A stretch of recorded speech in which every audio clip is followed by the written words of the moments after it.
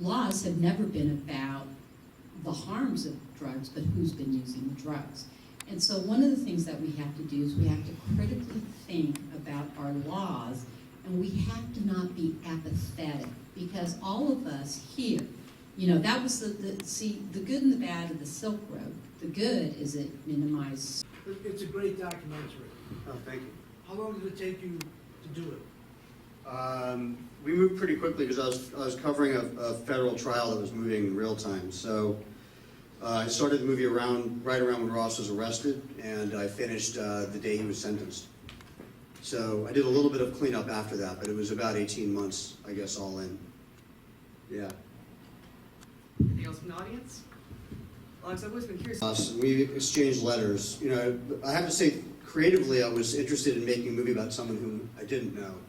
Sort of to Diane's point, the thing about anonymous communities, and I've been heavily involved in anonymous online communities since the late 80s, is that they actually are extremely strong communities, and they allow, because of the anonymity, they allow a kind of openness of discourse that's very hard to find almost anywhere else. And it's not to canonize them. There are terrible things that happen all over the internet. There's terrible things that happen anytime you put more than one person together with another person. So it's just human nature, right?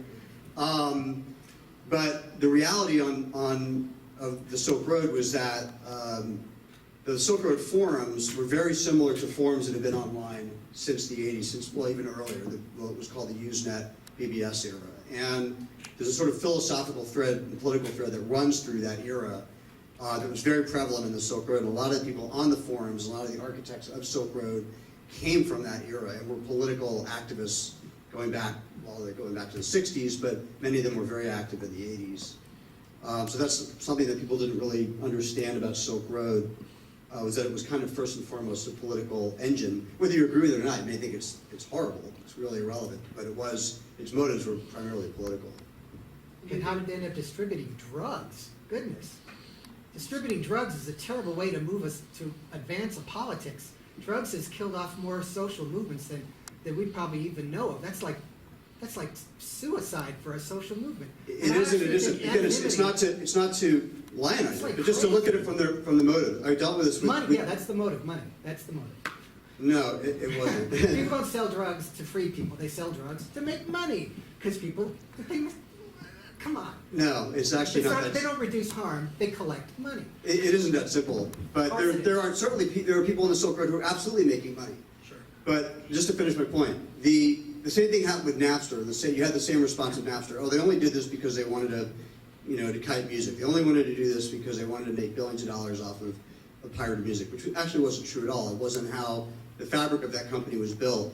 And it was what we're going to see, something that I talked to Neil Franklin about at length in Maryland, is the people who understand what the motives of the Silk Road were building new services.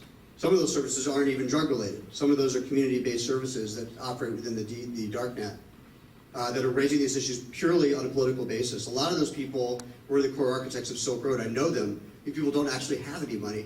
Most of the people don't even care about drugs. You don't